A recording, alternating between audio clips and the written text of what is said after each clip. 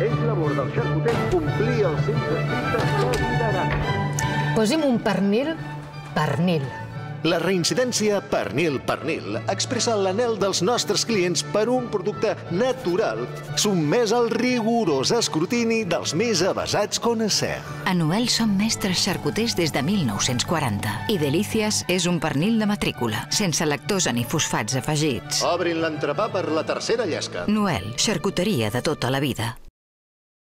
Bé, doncs avui a l'entrevista tenim tota una eminència, una persona que ha sortit a molts mitjans i que nosaltres també estem interessats a parlar amb ell perquè ens aclareix algunes coses. Es tracta de Joan Martí, director de l'Institut de Geociències de Barcelona, del CSIC, especialista en vulcanologia física, risc volcànic, doctor en geologia de la Universitat de Barcelona, professor d'investigació del CSIC, etc. Joan, moltes gràcies per estar amb nosaltres. Hola, bona tarda. Sé que vas molt atabalat.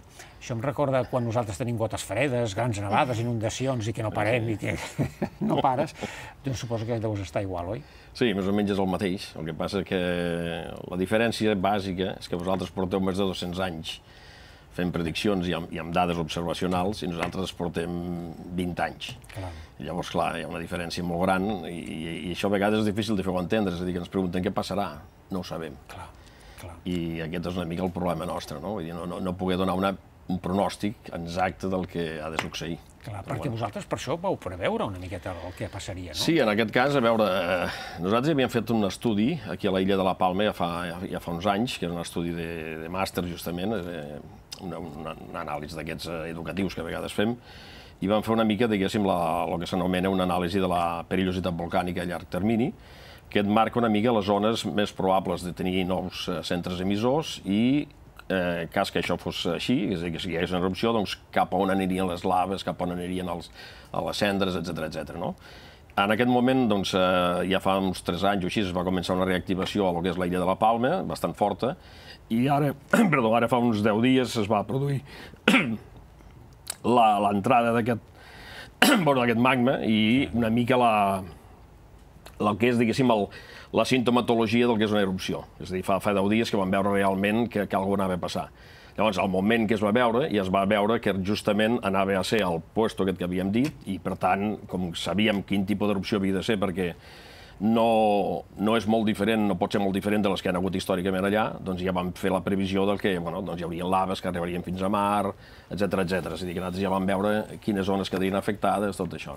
El que costa més predir, entenc, és la durada d'aquesta erupció. Sí. En què us baseu per fer una estimació?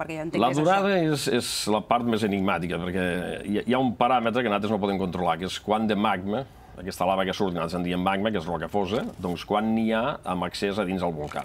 Llavors aquest és un paràmetre que no podem determinar amb exactitud. Hi ha mètodes indirectes geofísics que permeten, a partir de la deformació que ha fet el terreny, perquè s'ha aixecat una mica, la sismicitat, etc., doncs et permeten d'alguna manera centrar-te on pot haver-hi aquesta acumulació de magma, però no et diuen el volum que n'hi ha. Per tant, en aquest sentit, el que és més exacte o més aproximat és mirar les erupcions passades i fer un promedi del que has tingut allà, no? I aquí estem entre 2 setmanes i 2 mesos, aproximadament.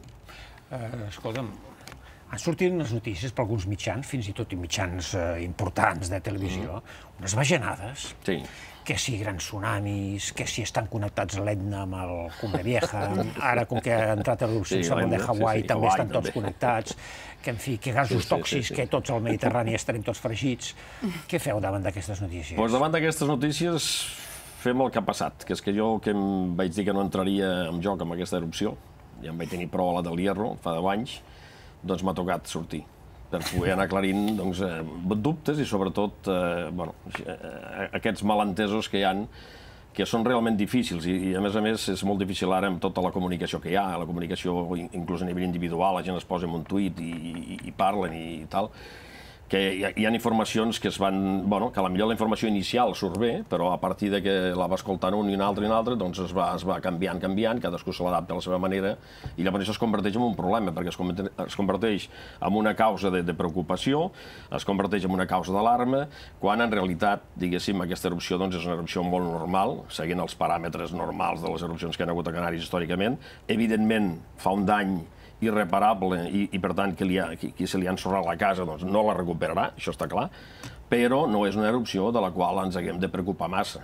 almenys d'entrada, no? Vull dir, no té cap símptoma d'entrada que haguéssim de dir, ui, al tanto que això és problemàtic, no? Vull dir, no.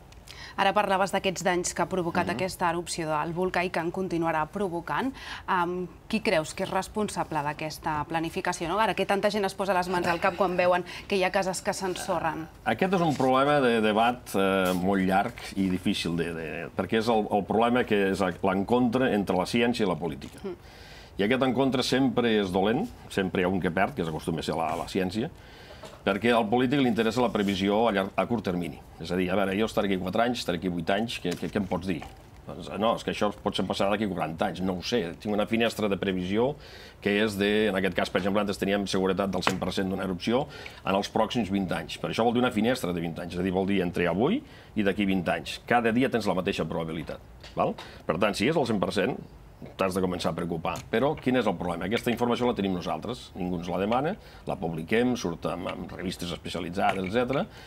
Però a nivell, diguéssim, de gestió, doncs normalment no se'n fa cas.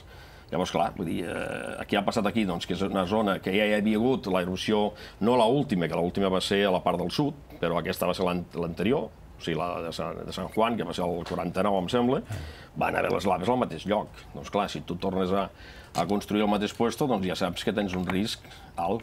Evidentment, la gent no es queixa fins al moment que els hi passa. Però també tenim exemples més comuns a nivell d'inundacions, de rieres, que cada any hi ha gent que ha de treure el cotxe, gent que es mor perquè ha anat a buscar el cotxe que l'ha deixat allà baix. És el mateix problema. És un problema d'educació i és un problema, sobretot, d'entendre que aquestes coses s'han de fer a llarg termini i s'han d'acceptar. Potser millor fas una actuació que d'entrada no et reporta un benefici directe, però te'l reporta a la llarga, segur. És el que passa això, construir lleres de rius, rieres... Ho veiem aquest estiu, a Terres de l'Ebre, amb les inundacions que hi va haver. Per exemple. Estem aprenent moltes paraules, que si primer era una erupció stromboliana, ara ja és hawaiana, també s'aprèn una miqueta d'això. Quina diferència hi ha, així, bàsicament, molt ràpidament, entre stromboliana i hawaiana? Tots aquests termes d'erupcions diferents i volcans diferents, nosaltres ja els estem oblidant. És a dir, és una cosa que la volcanologia moderna, diguéssim, ha deixat una miqueta aquests conceptes de quan estudiàvem, d'aquells llibres de ciències de batxillerat o de primària. Ara nosaltres parlem de fases eruptives, és a dir, un mateix volcà en una mateixa erupció pot fer totes les fases imaginables, és a dir, un mateix. Per tant, en aquest cas, el que hem tingut és una erupció classificada en termes genèrics de tipus strombolià, perquè fa laves i fa fases explosives, però és veritat que el dia que va començar a fer més lava que part explosiva, doncs va dir, ara fa una erupció hawaiana, fa una font hawaiana. Bueno, se n'hi pot dir com a tal, però de fet estaríem dins de la classificació de diverses fases dins d'un comportament genèric de tipus strombolià, perquè fa part explosiva, part efusiva, al mateix temps, i a més té, en tant, algunes parades, que és el que va veure l'altre dia, que va haver un moment que es va parar. I van dir, ara què passa aquí, no? Sí, exacte. I després va tornar a començar, no? Vull dir, això és normal. Doctor, jo li volia preguntar en concret per la zona volcànica de la Garrotxa, que tot i que no ho sembli, sí que és una zona volcànica activa, però la situació és molt diferent, no?, de la de les Canàries? Sí, perquè tens el que és, diguéssim, la freqüència eruptiva és a nivell de milers d'anys. Vull dir, nosaltres aquí a Canàries estem parlant de desenes d'anys, a la zona de la Garrotxa estem parlant de milers d'anys, inclús desenes de milers d'anys, però és una zona que ha estat activa des de fa 12 milions d'anys fins a l'actualitat. És a dir, l'actualitat, vull dir, l'última erupció va ser fa 7-8.000 anys. Per tant, des del punt de vista del que és el concepte vulcanològic de zona activa, està classificada com una zona activa, inclús està reconeguda com a tal a nivell estatal, a nivell de BOE, i per tant s'hauria de tenir en compte que és una zona que potser no avui, potser no demà, evidentment, perquè no hi ha cap símptoma, però que tampoc no es pot dir que no hi haurà mai més volcanisme. Abans d'acomiadar l'entrevista, l'Alfred té una sorpresa pel Joan. Bé, com a mínim, agrair-li la seva presència aquí. Estaríem aquí molta estona fent preguntes, perquè és un tema molt interessant, que interessa molta gent, però podem dir la data del naixement de vostè? Sí. Sí? Doncs va néixer al febrer de 1957. Sí. Anem a veure quin temps feia aquell dia. No. Va, mira, aquí ho tenim. Tenim aquí en pantalla el mapa del temps. On vas néixer? A Balaguer. A Balaguer. Doncs mira, era una situació, perquè per ser el mes de febrer, bé, tampoc és massa complicada. Havíem tingut uns dies abans una invasió freda, amb nevades, però justament a partir del dia que vas néixer, la situació es va anar tranquil·litzant. O sigui que... Ja està bé. Vas portar un anticicló.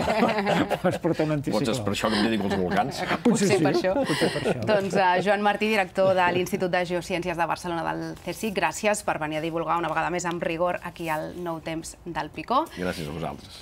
I no marxin, perquè nosaltres seguim, només en 30 segons, parlant de l'emergència climàtica amb en José Luis Gallego.